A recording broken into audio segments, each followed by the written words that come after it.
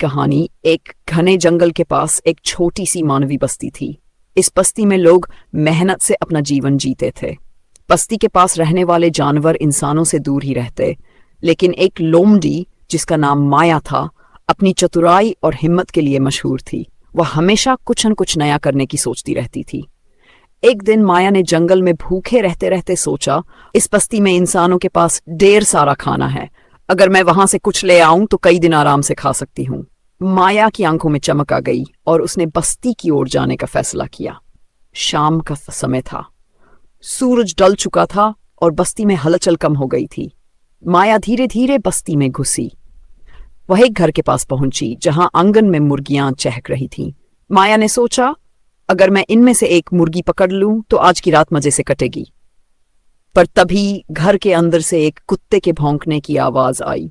माया तुरंत सतर्क हो गई और एक झाड़ी के पीछे छिप गई। उसने देखा कि कुत्ता बाहर आकर इधर उधर सूंघने लगा। माया को पता था कि उसे अपनी चालाकी का इस्तेमाल करना होगा। वह झाड़ी से बाहर निकली और कुत्ते से मीठे स्वर में बोली, अरे कुत्ता भैया, तुम कितने बहादुर हो। मैं तो तुम्हारे बारे में सुनकर ही यहां आई हूं। कुत्ते ने हैरानी से पूछा, मेरे बारे में क्या सुना है? माया ने मुस्कुराते हुए कहा, जंगल के सभी जानवर कहते हैं कि तुमसे बहादुर और समझदार कुत्ता कोई नहीं है। मैं तो बस तुम्हारी बहादुरी को देखने आई थी। कुत्ता अपनी तारीफ सुनकर खुश हो गया और बोला, हाँ, ये तो सही है। मैं यहाँ का सबसे अच्छा रक्षक हूं। माया ने अपनी चालाकी दिखाते हुए कहा, तुम सचमुच बहादुर हो, लेकिन मैंने सुना है कि पास वाले खेत में एक बड़ा और खतरनाक सांप घूम रहा है। मुझे लगा तुम्हें बता दूं।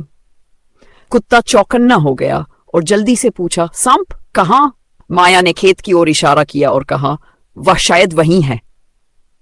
कुत्ता तुरंत खेत की ओर भागा और माया ने इस मौके का फायदा उठाते हुए चुपके से आंगन में घुसकर एक मुर्गी को पकड़ लिया।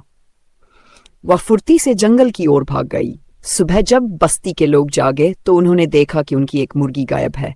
कुत्ता परेशान होकर भौंक रहा था, लेकिन माया तो जंगल में बैठी आराम से अपने शिकार का मजा ले रही थी।